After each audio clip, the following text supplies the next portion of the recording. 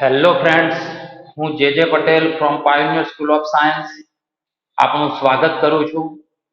વિદ્યાર્થી મિત્રો, આપણે આગળના લેક્ચરની અંદર કિર્ચોફનો પ્રથમ નિયમ અને કિર્ચોફના બીજા નિયમનો ઉપયોગ કરતા આપણે બુક્સના એક્ઝામ્પલ આપણે ગણ્યા હતા, ટેક્સ્ટ બુકના એક્ઝામ્પલ આપણે ગણ્યા હતા. તમે જોયું હતું કેટલા લેન્ધી મીન્સ ગણતરીમાં આપણે પણ સહેલા હતા, બરાબર છે. અને તમે એ પ્રકારે એ એક્ઝામ્પલ ગણીને હવે તમે કિર્ચોફનો પ્રથમ નિયમ બીજા નિયમને એકદમ સરળતાથી તમે ઉપયોગ કરી શકો છો, બરાબર. આપણે હજુ પણ જુદા જુદા ટાઈપના એમસીક્યુ અને બધી વાત કરીશું. ટેસ્ટમાં પણ એ રીતે પૂછીશું એમસીક્યુ હાથે, કે જેથી તમને એ રીતે એ નિયમોનો ઉપયોગ કરી અને તમે એની સારી રીતે પ્રેક્ટિસ કરી શકો અને તમે પણ ઘરે એ પ્રકારે એવા ટાઈપના નિયમોનો ઉપયોગ થતો હોય એવા એમસીક્યુ વગેરે સોલ્વ કરવું કે જેથી તમને સારામાં સારી પ્રેક્ટિસ થાય, બરાબર. હવે આપણે આજે આગળ વધીએ છીએ. આજે આપણે એક અલગ નવો પરિપથ આપણે જાણીએ, મીન્સ અગત્યનો એક પરિપથ આપણે જાણીએ. ભૂતકાળમાં પરીક્ષામાં થિયરી રૂપે પણ પૂછાયેલો છે અને બીજું કે એ પરિપથની મદદથી આપણને અમુક પ્રકારના જે પરિપથો આવે છે એમાં સમતુલ્ય અવરોધ સરળતાથી નક્કી થઈ શકશે એની શરત મુજબ. તો આપણે આજે એ પરિપથ આપણે જાણવા જઈ રહ્યા છીએ અને એને આપણે સમજીએ અને પછી આપણે એનો કેવી રીતે ઉપયોગ થઈ રહ્યો છે અને એ રીતે આપણે એ જે બાબત છે એના રિલેટેડ એક્ઝામ્પલ પણ આપણે વાત કરીએ કે જેથી આપણને એની પ્રેક્ટિસ થાય. ચલો, હવે આપણે જે એની વાત કરી રહ્યા છીએ તો અહીં એ પરિપથનું નામ છે વિસ્ટન વિસ્ટન બ્રિજ પરિપથ. વિસ્ટન બ્રિજ પરિપથ. ચલો, અહીં તમે કહેશો સાહેબ આ વળી કેવી રીતે બાળકો વિસ્ટન બ્રિજ પરિપથ? તો વિસ્ટન એ આ પરિપથ સૌપ્રથમ રજૂ કરનાર વૈજ્ઞાનિક છે. મીન્સ આ પરિપથની શોધ મીન્સ એ પ્રકારે મીન્સ આનો સિદ્ધાંત કે જે પણ શરત છે એ સૌપ્રથમ કોને રજૂ કરી? વિસ્ટન નામના વૈજ્ઞાનિકે. એટલે આ જે પરિપથ છે એને વિસ્ટન બ્રિજ પરિપથ કહેવામાં આવે છે. હવે બીજું, અહીં બ્રિજ કે સાહેબ વિસ્ટન નામ છે પણ બ્રિજ, તો બ્રિજ એટલે પુલ, આપણે ગુજરાતીમાં કહીએ તો પુલ કહેવાય છે, બરાબર છે. તો આ જે પરિપથ છે એમાં એક બે બિંદુઓ વચ્ચે જોડાણ અને એ પુલ કહેવાશે. એટલે એના આધારે એને બ્રિજ પરિપથ તરીકે પણ ઓળખવામાં આવે છે. તો જરા આપણે અહીં આવો વિસ્ટન બ્રિજ પરિપથ હું અહીંયા દર્શાવું છું અને પછી આપણે એની સમજ મેળવીએ.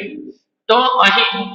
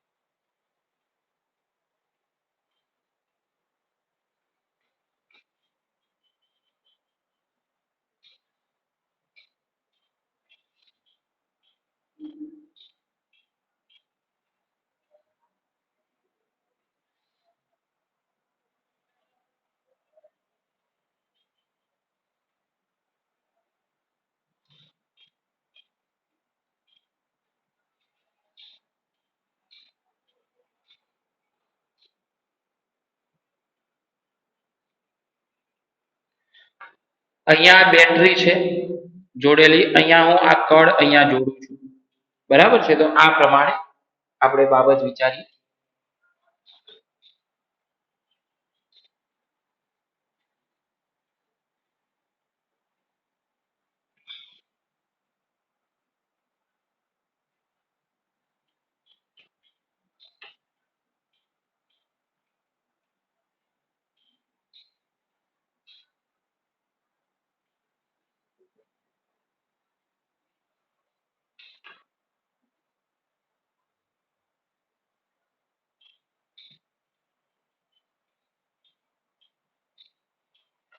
ચલો તો જરા જુઓ તમે, તો અહીં બરાબર છે, મેં એક પરિપથ દર્શાવ્યો છે અને આ જે પરિપથ દર્શાવ્યો છે એ પરિપથ એ વિસ્ટન બ્રિજ પરિપથ છે. કયો પરિપથ છે? વિસ્ટન બ્રિજ પરિપથ. વિસ્ટન નામના વૈજ્ઞાનિકે આ પરિપથ આપ્યો હતો. બરાબર છે. તો તમે જુઓ, તમને આની અંદર ખ્યાલ આવી જશે આ પરિપથમાં. તો તમે જોશો તો આ પરિપથમાં 4 અવરોધોનો ઉપયોગ કરવામાં આવે છે. તો તમે જુઓ એક પ્રકારે અહીં મેં R1, R2, R3 અને R4 એમ 4 અવરોધો લીધા છે અને 4 અવરોધોને મેં જોડી એક પ્રકારે ચતુષ્કોણ બન્યો છે. જુઓ, બરાબર છે. 4 અવરોધોને જોડીને એક પ્રકારે ચતુષ્કોણ બન્યો છે. એટલે એની 4 ભુજાઓ, એની 4 ભુજાઓમાં 4 અવરોધ છે. હવે આ જે મેં અવરોધ જોડ્યા એમાં નામ આપી દીધા. અહીંયા A નામ આપી દીધું, અહીં B, અહીં આ C અને આ D. હવે એમાં તમે જુઓ તો આ A અને C પોઈન્ટ છે ને, તો એ બેની વચ્ચે મેં શું જોડી દીધી? બેટરી. બરાબર છે. તો અહીં આ જે AC છે ને, AC એ બેટરી ભુજ કહેવાય. શું કહેવાય? બેટરી ભુજ. બરાબર છે. એને આપણે બેટરી ભુજ તરીકે ઓળખીએ, કેમ કે A અને C વચ્ચે મેં શું જોડી છે? બેટરી. હવે તમે જુઓ A અને C વચ્ચે બેટરી જોડી, તો A સિવાયના તમે જુઓ બે બિંદુઓ B અને D. ક્લિયર? તો મેં B અને D વચ્ચે શું જોડ્યું છે? ગેલ્વેનોમીટર. શું જોડ્યું છે? ગેલ્વેનોમીટર. ક્લિયર? ઓકે. આમ અહીં આ BD જે છે, BD, બરાબર છે, BD, તો એને ગેલ્વેનોમીટર ભુજ કહેવાય. શું કહેવાય? BD જે છે એને આપણે શું કહીએ છીએ? ગેલ્વેનોમીટર ભુજ. ક્લિયર? હવે તમે જુઓ તો અહીં તમારે ગેલ્વેનોમીટર કયા બે પોઈન્ટ વચ્ચે જોડવાનું? તો જે બે પોઈન્ટ વચ્ચે, કેમ કે અહીં આ રીતે 4 પોઈન્ટ થવાના, 1 2 3 અને 4. બરાબર છે. તો જે બે પોઈન્ટ વચ્ચે બેટરી જોડી છે એનાથી એ સિવાયના બે પોઈન્ટ હોય વિકર્ણવાળા. બરાબર છે. આ વિકર્ણવાળા ક્રોસ થાય. બરાબર છે. તો એની એ બે પોઈન્ટ વચ્ચે ગેલ્વેનોમીટર તમારે જોડવાનું. તો અહીં AC એ બેટરી ભુજ છે, BD એ ગેલ્વેનોમીટર ભુજ છે. હવે વસ્તુ તમે જુઓ, અહીં B અને D વચ્ચે ગેલ્વેનોમીટર જોડવાથી અહીંયા બ્રિજ રચાય, પુલ રચાય. એક પ્રકારે B અને D વચ્ચે પુલ રચાય. ક્લિયર? તો બસ આના લીધે આ પરિપથને બ્રિજ પરિપથ તરીકે ઓળખવામાં આવે છે. વિસ્ટન બ્રિજ પરિપથ. તો વિસ્ટન કોના લીધે? બરાબર છે. તો એ પ્રકારે આપણે જે વસ્તુ અહીંયા વિચારી રહ્યા છીએ, તો વિસ્ટન એ શોધનાર વૈજ્ઞાનિકના નામના આધારે, અને એ મુજબ આપણે અહીં જે વસ્તુ વિચારી રહ્યા છીએ કે બ્રિજ પરિપથ કેમ, તો અહીં બ્રિજ રચાય છે, પુલ રચાય છે, એટલે આપણે એને બ્રિજ પરિપથ તરીકે આપણે એને ઓળખીએ છીએ. બોલો, સમજ પડી કે ના પડી? ખ્યાલ આવે? તો આ રીતે તમારે એને ધ્યાનમાં રાખવાનું છે. હવે આપણે રૂટિંગ જ્યારે વાત કરીશું એક્ઝામ્પલોમાં એમાં, તો એ વખતે ઘણી વખતે આ જે ગેલ્વેનોમીટર જોડેલું છે, ગેલ્વેનોમીટરનો પોતાનો પાછો કંઈક અવરોધ હશે. તો એવી રીતે તમે અહીંયા વચ્ચે કોઈ અવરોધ પણ જોડી શકો છો. એવી પરિસ્થિતિ આવશે, આપણે અહીં બાબત વિચારીશું. ચાલો હવે અહીં વિચારીએ આપણે કે મેં અત્યારે હાલ તો કળ ખુલ્લી છે, આ કળ ખુલ્લી છે, કળ ખુલ્લી છે, એટલે આ પરિપથમાં પ્રવાહ વહેતો હશે નહીં. આ પરિપથમાં પ્રવાહ વહેતો હશે નહીં. પણ હવે હું અહીંયા કળ બંધ કરું છું. કળ બંધ કરીશ એટલે બેટરીના ધનથી ઋણ તરફ પ્રવાહનું નિર્માણ થશે. તો ચલો હું હવે અહીંયા પ્રવાહ દર્શાવું છું. તો ચલો અહીં આ જે બેટરીમાંથી આ જે કુલ પ્રવાહ છે એને હું I કહું છું. બરાબર છે. ચલો હવે અહીં આ જે I પ્રવાહ છે એ બે ભુજામાં વહેંચાશે. તો અહીં આ ભુજામાં પ્રવાહ, આ ભુજામાં પ્રવાહ. ચલો અહીં પ્રવાહ હું I1 કહું છું. R1 ભુજા જે છે એમાંથી વહેતો પ્રવાહ I1 કહું છું. બરાબર છે. એ પ્રકારે I1. ચલો આ જે ભુજા છે એમાંથી વહેતો પ્રવાહ હું I2 કહું છું. બરાબર? ઓકે. ચલો હવે અહીંયાથી આ જે પ્રવાહ છે એ B પાસે પહોંચશે, એટલે પાછી એની બે શાખાઓ પડશે. તો અહીં R4 જે છે, તો એમાં પ્રવાહ કેટલો, અને અહીંયા પણ પ્રવાહ વહેશે. તો હું અહીં આ જે R4 જે છે, R4, બરાબર છે, એમાં હું પ્રવાહ I4 કહું છું.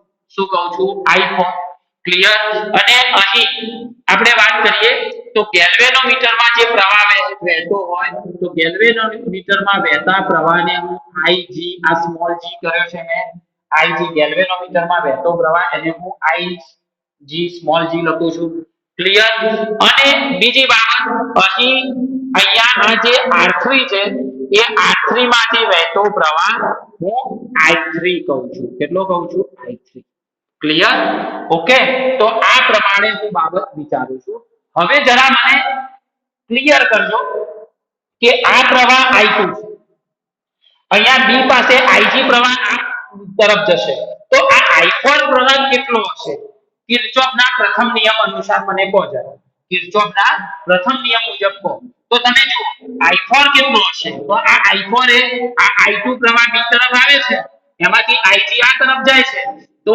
અહીં આ બેનો સરવાળો એ કોના જેટલો થતો હોય I2 જેટલો તો I2 બરાબર I4 Ig મે બી જંકશન બી પોઈન્ટ જે છે એના માટે મેં વિચારણા કરી છે બરાબર બી પોઈન્ટ એટલે બી જંકશન પાસે તો અહીં I4 કેટલો થાય તો I2 Ig ખબર પડી તો અહીં આ જે I4 છે એ I2 Ig જેટલો હશે બરાબર ઓકે ચલો એ જ રીતે અહીં આ I3 તો આ I3 કેટલો હશે તો તમે જુઓ તો જંકશન ડી પાસે જુઓ તો I1 પ્રવાહ આવે છે અને Ig પ્રવાહ આવે છે તો I3 પ્રવાહ આ I1 Ig નો સરવાળો I1 Ig તો એનો સરવાળો કોના જેટલો થશે I3 જેટલો તો I3 બરાબર I1 Ig ચલો ઓકે તો આ પ્રમાણે તમે બાબત વિચારી શકો છો બોલો સમજ પડે છે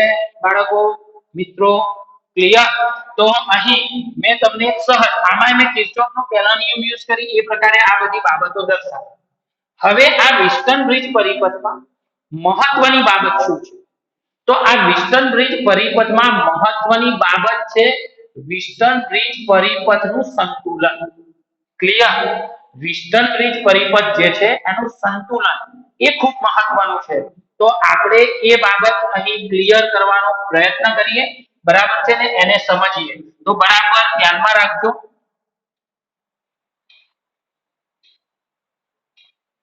વિસ્ટન બ્રિજ પરિપથ નું સંતુલન બરાબર વિસ્ટન બ્રિજ પરિપથનું સંતુલન અને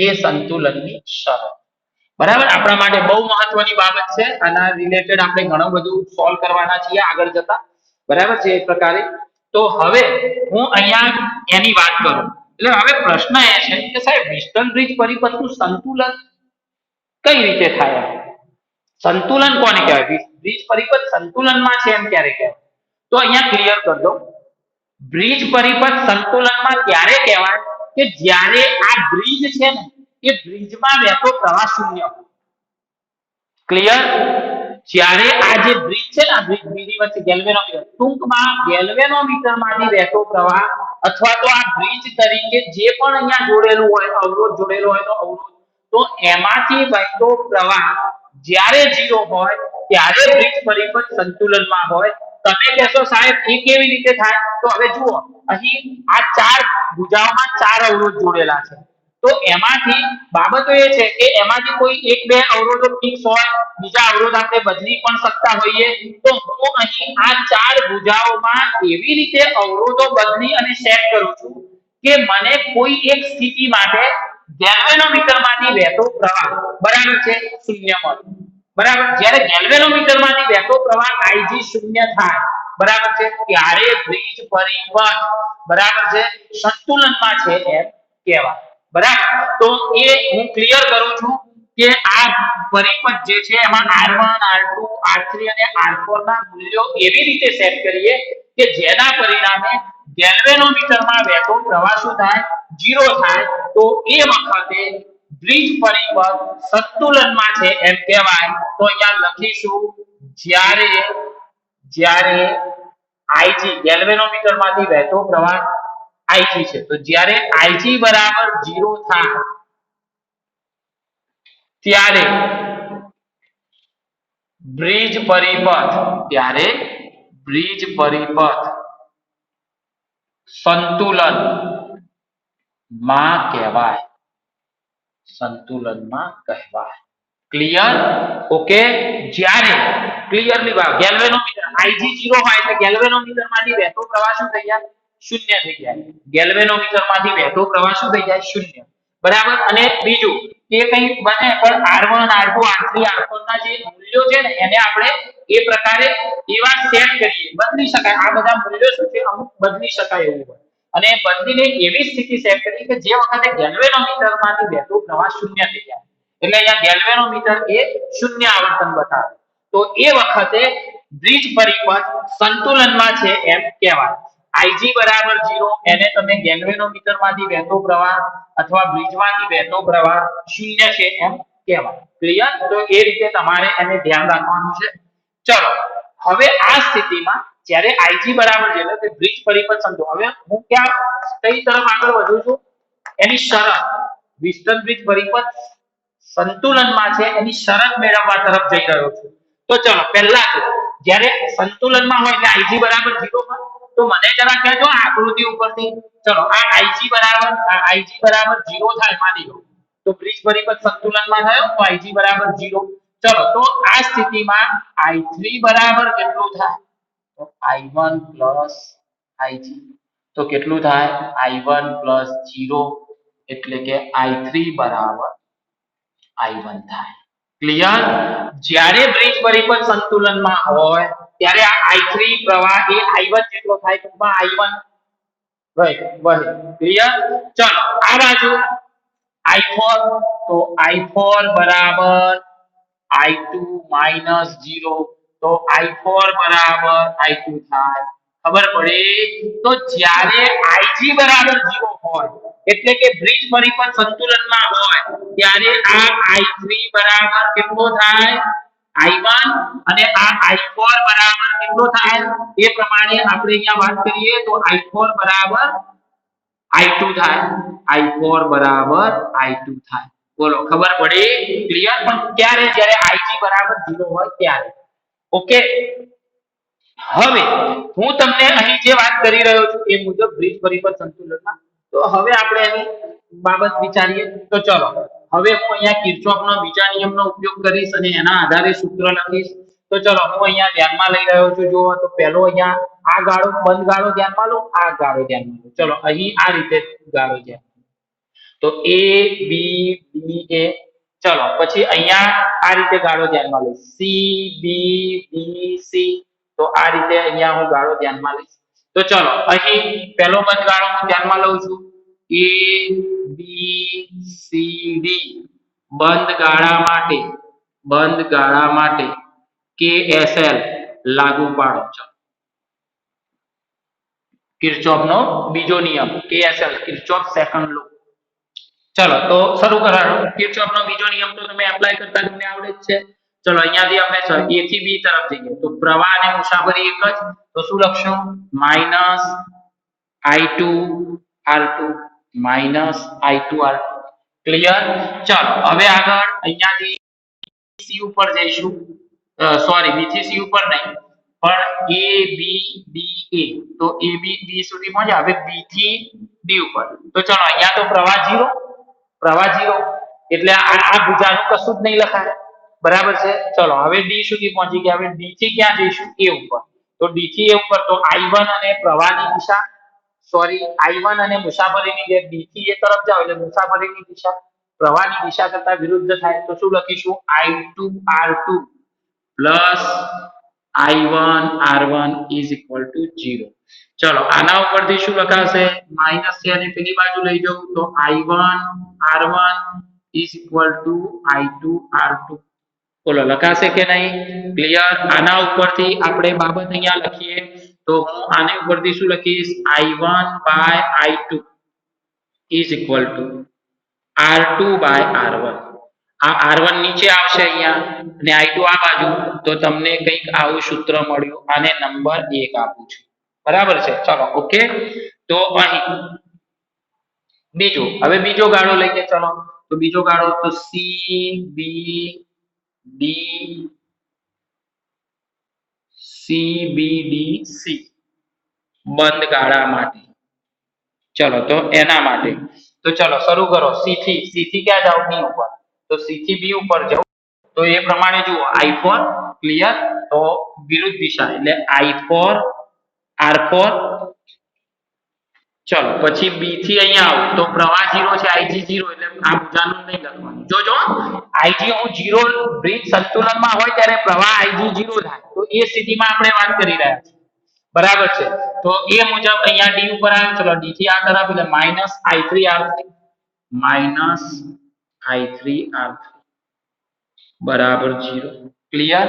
હવે એક વસ્તુ અહીંયા સમજો કે જ્યારે IG બરાબર 0 છે ત્યારે I3 બરાબર I1 અને I4 બરાબર I2. તો હું અહીંયા I4 ની જગ્યાએ શું લખી દઉં? I2. તો I2R4 માઈનસ I3 ની જગ્યાએ શું લખું? I1.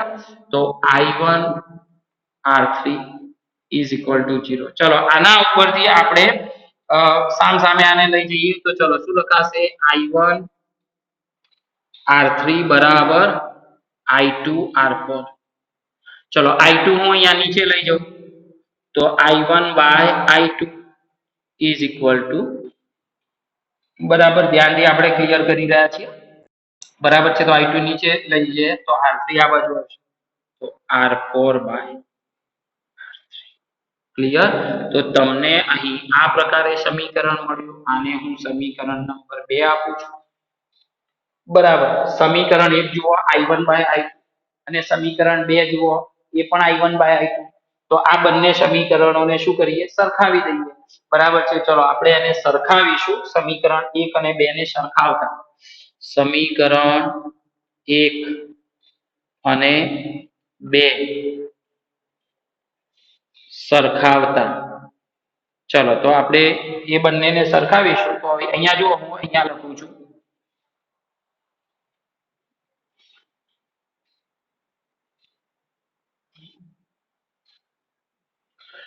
ચલો તો અહીંયા લખું છું સમીકરણ 1 અને 2 ને સરખાવતા. તો જુઓ અહીંયાથી શું લખાશે?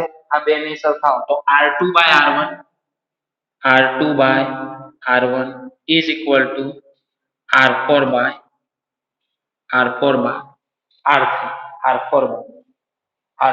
ચલો ક્લિયર. તમે આ જ વસ્તુને આ રીતે પણ લખી શકો. R1/R2 is equal to R4/R3. sorry, R3/R4. Clear. ચલો તમે આ જ વસ્તુને આ રીતે પણ હજુ લખી શકો. R3 અહીંયા લો ને R2 અહીંયા લો તો R1/R3 is equal to R2/R. આ મેં તમને જુદી જુદી એકની એક જ વસ્તુને મેં જુદું જુદું તમને આ બધા એક જ સૂત્રના જુદા જુદા સ્વરૂપ છે. તો હવે હું તમને એવું કહેવા માંગુ છું કે જે વખતે બ્રિજ પરિપથ સંતુલનમાં હોય, શું હોય? જે વખતે બ્રિજ પરિપથ સંતુલનમાં હોય તો એ વખતે તમે જુઓ આની અંદર તો ફોર એક્ઝામ્પલ આ સૂત્ર જુઓ. આ સૂત્ર તો R2/R1 એટલે આ ભુજા R2/R1 એટલે R2/R1 કરો એટલે આ ભુજાનો ગુણોત્તર, આ બે ભુજાઓનો ગુણોત્તર R2/R1 એ સામે બે ભુજાઓ એટલે R4/R3 એટલે R4/R3 ના ગુણોત્તર જેટલું થતું હોય. ક્લિયર? સમજ પડી? તો આ બ્રિજ પરિપથની શરત કહેવાય છે. સંતુલનની શરત કહેવાય છે. જ્યારે બ્રિજ પરિપથ સંતુલનમાં હોય ત્યારે એની જે ચાર ભુજાઓ છે તો ચાર ભુજાઓમાં જો R2 લઉં તો R2/R1 લઉં. જો R2/R1 લઉં તો એ R4 એટલે જો આની સામે કયો છે R4 તો R4/R3 જેટલો કેટલો થાય? R4/R3 જેટલો. ખબર પડી? ટૂંકમાં અહીંયા લઈએ હું ડાબી બાજુના અવરોધોનો ગુણોત્તર તો R2/R1 તો સામે જમણી બાજુના અવરોધો R4/R3. જે ઉપર છે એ અંશમાં આવે, નીચે છે એ છેદમાં આવે. હવે તમે માની લો કે આ શું R2/R1 કરો તો શું કરવાનું? R3/R4 કરો. ખબર પડી? ક્લિયર? ઓકે, ખ્યાલ આવ્યો? તો એ પણ એક બાબત છે. ટૂંકમાં તમે પહેલા આ અવરોધ લો છો તો R1 ભાગ્યા R2 કરો છો તો અહીં R3 ભાગ્યા R4 કરો. R2 ભાગ્યા R1 આ રીતે અહીંયા છે તો R4 ભાગ્યા R3. ક્લિયર? ચલો હવે તમે આ પ્રમાણે વિચારો છો. સામ સામેની ભુજાઓ લો છો. બરાબર? તો R1 ભાગ્યા R3 લઉં છું. આ નીચેના અવરોધ આ બે અવરોધ R1 ભાગ્યા R3 લઉં છું. જો R1 ભાગ્યા તો એ કેટલું થશે R2 ભાગ્યા R4 જેટલું. R2 ભાગ્યા તો આ જે છે એને આપણે વિસ્ટન બ્રિજ પરિપથની સંતુલનની શરત તરીકે લઈ શકીએ છીએ. ટૂંકમાં માઇન્ડમાં સેટ કરી લેવાનું છે તમારે હવે. બરાબર છે કે તમે આ ઉપરની ભુજા લો તો R2 ભાગ્યા R1 પછી માની લો આ R1 હોય ને આ તો કોઈ વાંધો નહીં R1 ભાગ્યા R2 કરો તો એ પ્રમાણે અહીંયા જે પણ હોય એના ભાગ્યા ઉપરનો અવરોધ લેશો તો એ રીતે. ક્લિયર? તો આ હું તમને સમજાવવા પ્રયત્ન કરી રહ્યો છું. હવે બાબત એ છે કે માની લો આમાંથી બરાબર હું એમ કહું કે R1 R2 આ R3 એ પ્રમાણિત માપ છે.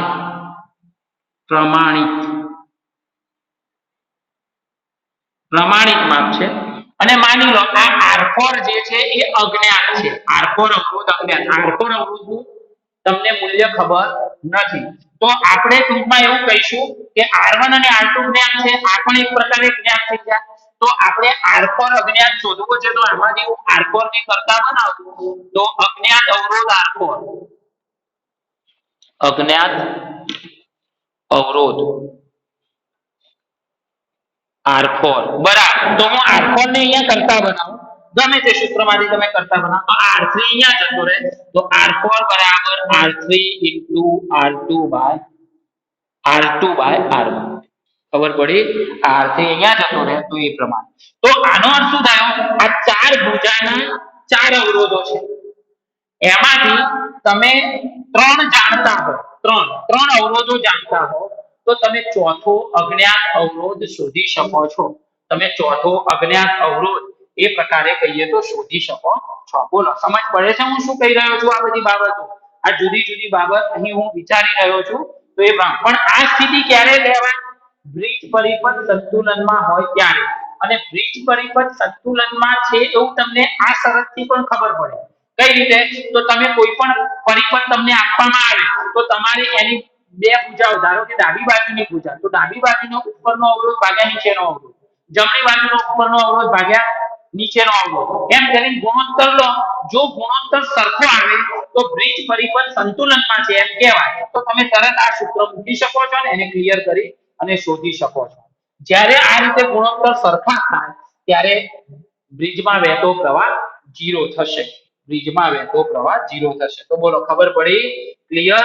તો આ રીતે આપણે બાબત વિચારી શકીશું અને એને મેં બ્રિજ પરિપથની સંતુલન માટેની મેં બાબતની અહીંયા વિચારણા કરી અને એ રીતે આપણે આ બાબતને ધ્યાનમાં લીધી. એટલે હવે માઇન્ડ ક્લિયર કરી દેજો. જો ચારમાંથી આ ચાર ભુજા છે, ચાર અવરોધો એમાંથી જો ત્રણ જ્ઞાત હોય બરાબર છે તો આપણે અજ્ઞાત અવરોધ અહીંયા શોધી શકીએ છીએ. આવા આપણે દાખલા ગણીશું એટલે તમને વધારે ક્લિયર થશે. હવે હું આનાથી એક બીજી પણ બાબત કહું કે સાહેબ બરાબર બ્રિજ પરિપથ સંતુલનમાં હોય એટલે Ig બરાબર 0 થઈ જાય. પણ કે સાહેબ બ્રિજ પરિપથ સંતુલનમાં ન હોય તો હા તો આપણે એવો દાખલો ગણવાના છે. બ્રિજ પરિપથ સંતુલનમાં ના હોય તો એ વખતની પણ આપણે બાબત સ્પષ્ટ કરવાના છીએ.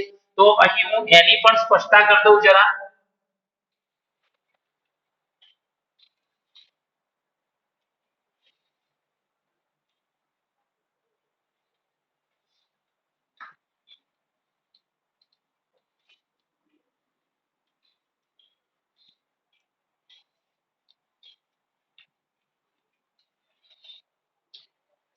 ચલો તો હું અહીં બાબત એને દર્શાવું છું નોંધ કરીને બરાબર છે અને એમાં લખું જો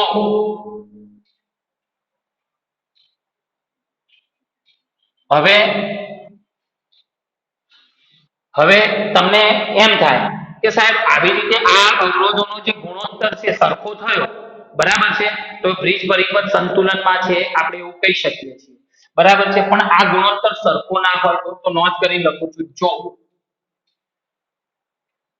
R1 by R2 is equal to R3 by R4. જો R1 by R2 અને R3 by R4 R3 by R4 સરખું ના થાય, તમે આ રીતે ગુણોત્તર લો આ બુજાઓ, બરાબર છે, અને જો સરખું ના થાય, બરાબર, આ ગુણોત્તર સરખો ના થાય હોય તો બ્રિજ પરિપથ સંતુલનમાં ન હોય. ક્લિયર? સંતુલનમાં ન હોય. જ્યારે આ ગુણોત્તર આ રીતે સરખા ના થાય ને તો એ વખતે બ્રિજ પરિપથ સંતુલનમાં ન હોય. અને જ્યારે બ્રિજ પરિપથ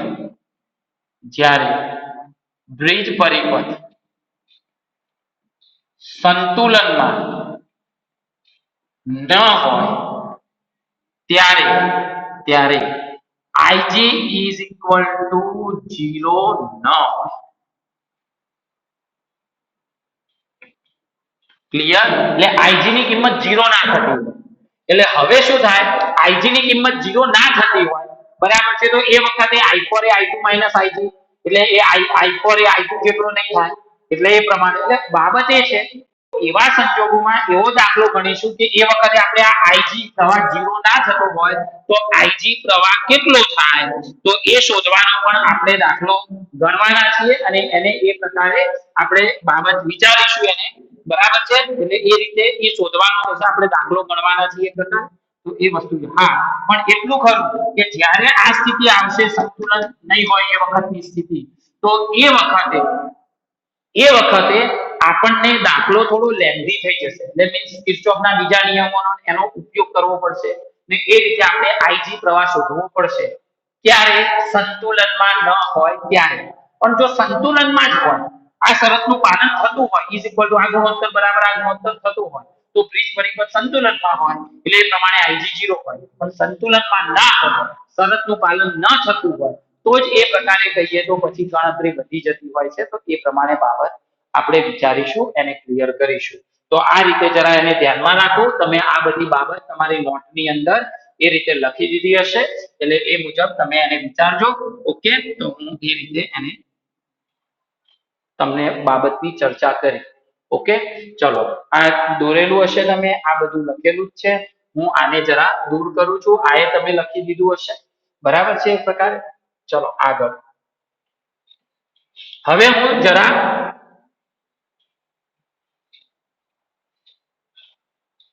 તમને આનો જે યુઝ છે, તમને આ જે બાબત છે એનો યુઝ એ છે કે સમતુલ્ય અવરોધ નક્કી કરવા. હવે તમને ક્યારેક એમ કીધું હોય, આ જે પરિપથ આ હું ખાલી વાત કરું, હું તમને પહેલા સમજાવવા માટે વાત કરું.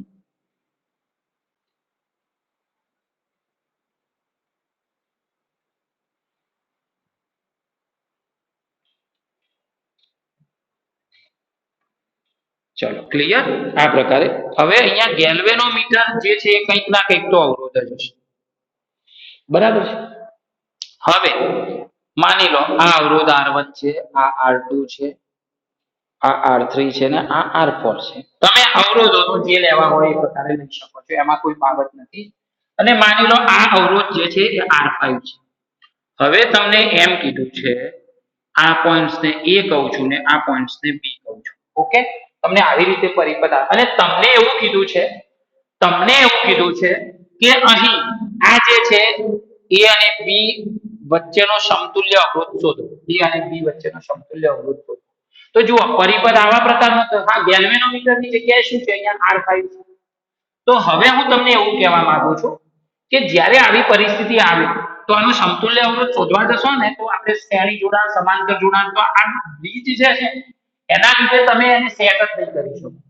અને ગણી શકાય છે, પણ બધું કિર્ચોફના નિયમને એના ઉપરથી બહુ મોટા સૂત્રો લાવવા પડે છે. પણ હવે તમને એમ કહેવામાં આવે આની અંદર, બરાબર છે, કે આ જે છે એમાં R1 by R2 is equal to R3 by R4 છે. R1 by R2 is equal to R3 by R4. તો તો બ્રિજ પરિપથ સંતુલનનું પાલન થયું. તો આ સંજોગોમાં અહીંયાથી જે પ્રવાહ છે એ I1 અહીંયા જશે, I2 અહીંયા જશે. ક્લિયર? હવે આ જે છે R5, આ R5 માં પ્રવાહ વહેશે નહીં, 0. R5 માં પ્રવાહ વહેશે નહીં. કેમ કે આ શરતનું પાલન થાય તો ગેલ્વેનોમીટર માંથી વહેતો પ્રવાહ 0 થઈ જાય. એટલે મીન્સ અહીં આ જે પ્રવાહ છે આમાંથી વહેતો પ્રવાહ 0 થશે. બરાબર છે? એટલે બ્રિજમાંથી વહેતો પ્રવાહ 0 થાય. તો આ I1 પ્રવાહ એ સીધો R3 માં જતો રહે ને અહીં I2 પ્રવાહ એ આમાં જતો રહે. તો આ બ્રિજ પરિપથની સંતુલનની શરત થઈ. તો આ સંજોગોમાં R5 માંથી પ્રવાહ વહેતો નથી. જેમાંથી પ્રવાહ ના વહેતો હોય તો એ કોમ્પોનન્ટ, એ જે સાધન છે એ પરિપથમાં નથી, અથવા એ અવરોધ જે છે પરિપથમાં નથી એવું ગણી શકો છો. તો આ R5 પરિપથમાં ગણાશે નહીં. એટલે આપણે એ મુજબ અહીંયા વાત કરીશું. તો આ A અને આ B, તો આપણે હવે જુઓ આ અવરોધ પરિપથમાં નહીં ગણાય. એટલે એ મુજબ આપણે અહીં વિચારણા કરીએ. તો અહીંયાથી આ R1, એટલે જુઓ આ જે છે એ અહીંયાથી R1 આ રીતે દર્શાવું છું. R1, ચલો અહીંયાથી હવે આ ગણાશે જ નહીં. એટલે તમારે હવે આ બ્રિજ ગણવાનો કેમ કે એમાંથી પ્રવાહ વહેતો નથી એટલે એ અવરોધ પરિપથમાં ઉમેરાશે. અવરોધ પરિપથમાં ઉમેરવા માટે એમાંથી પ્રવાહ વહેવું ખૂબ જરૂરી છે. પણ બ્રિજ પરિપથ સંતુલનમાં હોવાથી બરાબર આમાંથી પ્રવાહ નહીં વહે એટલે આને નહીં ગણીએ. એટલે R1 માંથી સીધો R3 જશે. એટલે R1 R3. ચલો એ જ રીતે અહીંયા R2 R4.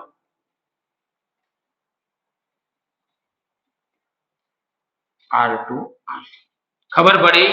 તો હવે તમને કીધું છે કે ભાઈ AB વચ્ચેનો સમતુલ્ય અવરોધ. તો હવે તો તમને આવડી ગયું. આને મેં આ રીતે રજૂઆત, R1 અને R3 બે શ્રેણીમાં, એટલે બંનેનો શ્રેણી જોડાણ, આ બંનેનું શ્રેણીમાં, તો R2 R4 અને આ બંને સમાંતરમાં. હવે શ્રેણી સમાંતરના નિયમો તો તમને આવડે જ છે. એટલે તમે એ પ્રકારે કહીએ તો બાબત અહીં ગણતરી મીન્સ એ રીતે તમે ક્લિયર કરી શકો છો. બરાબર છે? હું તમને આવા ટાઈપની બાબતો જરા દર્શાવું છું અને એને તમને સમજાવવા પ્રયત્ન કરું છું એ પ્રકારે. તો આપણે અહીં બાબત ધ્યાનમાં લઈએ. એક્ઝામ્પલ તરીકે દર્શાવું છું. આ જ વસ્તુ ઉપરથી એવા એક બે થોડા દાખલા આપણે વિચારી લઈએ કે જેથી આપણને ખ્યાલ આવે. ચલો અહીં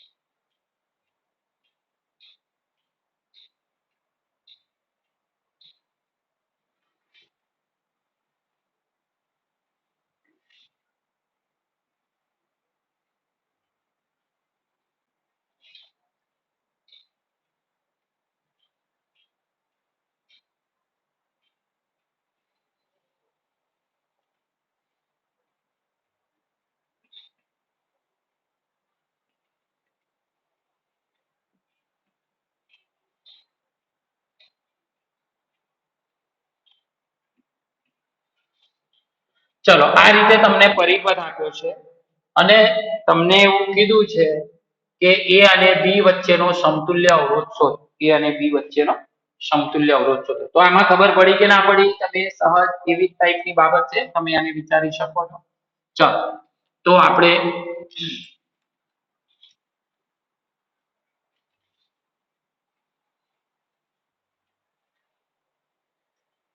ચલો તો હવે આ તમને આવો પરિપથ આપેલો છે એટલે આપણે વિચારીએ ચાર ભુજાઓ છે વચ્ચે અહીં બ્રિજ પરિપથ ક્યારે રચાય? તો જે બે છેડાઓએ બેટરી જોડેલી હોય એનાથી વિરુદ્ધ બે છેડાઓ વચ્ચે અવરોધ કે ગેલ્વેનોમીટર, તો જ માની લો કે આવી રીતે પરિપથ આપેલો છે.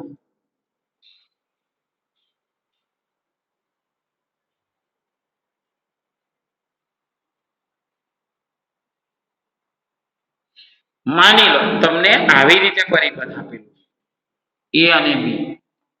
ઓકે, તો આમાં બ્રિજ પરિપથ ના કહેવાય.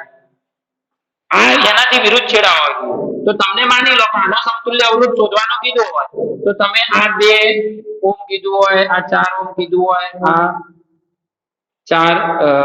6 ઓમ કીધું હોય, આ 1 ઓમ હોય, આ 5 ઓમ હોય.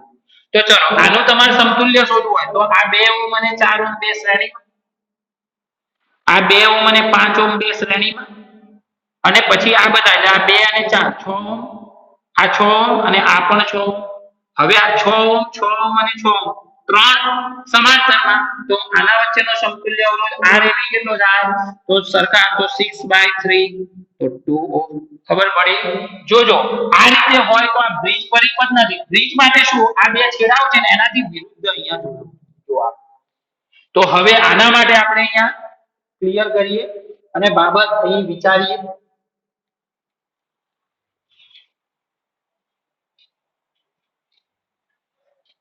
ચલો તો પહેલા તો આ સ્થિતિમાં તમારે શું કરવાનું? તો આ સ્થિતિમાં આવી બાબત આવે તો પહેલા તો તમારે ભુજાઓનો ગુણોત્તર ચેક કરવાનો. શું ચેક કરવાનું?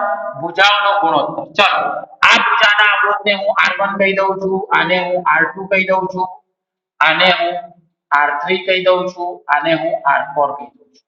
હવે જે હોય આપણે વિચારો આ બાજુ લો તો આના ભાગે આ કરીશ તો જુઓ R1/R2 તો is equal to 2/4 તો કેટલું થયું 1/2.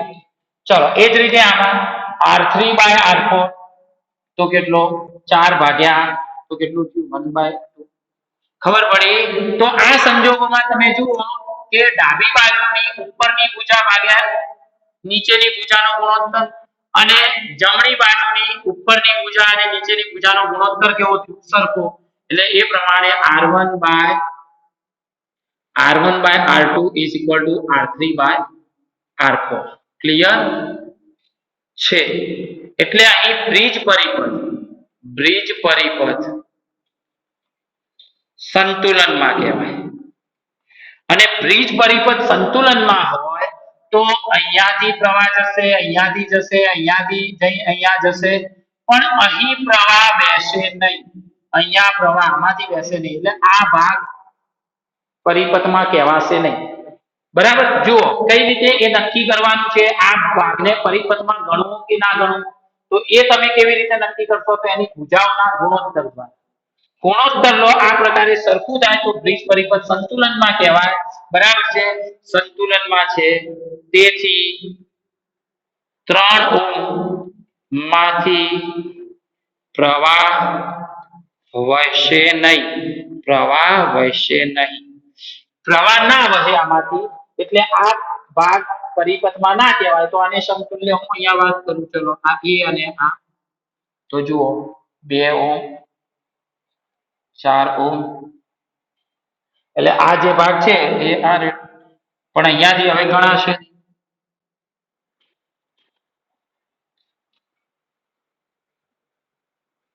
B. તો ચલો આ જે છે તો આ 2 ઓહ્મ આ 4 ઓહ્મ, ચલો આ 4 ઓહ્મ અને આ 8.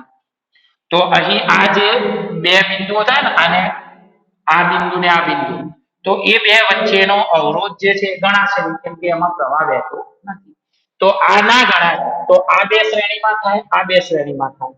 તો આ બે ભેગા થઈ બરાબર છે. ચલો કેટલું થાય એના બરાબર? સમતુલ્ય 6. અહીં કેટલું થાય? સમતુલ્ય આ બે ભેગા થઈ 6, આ બે 4 ને 8 12 A અને B. ક્લિયર? A અને B. તો આ રીતે આપણે બાબત વિચારીએ તો આના ઉપરથી A અને B વચ્ચેનો સમતુલ્ય અવરોધ હવે 6 ઓહ્મ અને 12 ઓહ્મ બે સમાંતરમાં, તો આપણે Rab શોધી દઈશું. Rab બરાબર 6 ગુણ્યા 12 ભાગ્યા 12 + 6, 12 + 6 એટલે 18, 6 તરી 18, 3 ચોક 12 તો 4 ઓહ્મ સમતુલ્ય અવરોધ થશે. 4 ઓહ્મ શું થશે? સમતુલ્ય અવરોધ થશે. બોલો ખબર પડે કે ના પડે? તો આ પ્રકારે તમે અહીં બાબત વિચારી શકો છો, એને ક્લિયર કરી શકો છો. હજુ પણ આપણે ઘણી બાબતોની અહીંયા ચર્ચા કરવાના છીએ, હજુ વિચારીશું. આ તો મેં સંતુલનની વાત કરી, સંતુલનમાં ન હોય એની પણ વાત કરીશ ને હજુ આમાં થોડા બીજા પણ એક્ઝામ્પલો છે જુદી જુદી ટાઈપના, આપણે એની પ્રેક્ટિસ કરીશું. બરાબર છે? અને એને વિચારીશું એ પ્રકારે અને ક્લિયર કરીશું. તો હું અહીં આજે આટલે સુધી રાખું છું, અહીં વિરામ લઉં છું. Okay, thank you.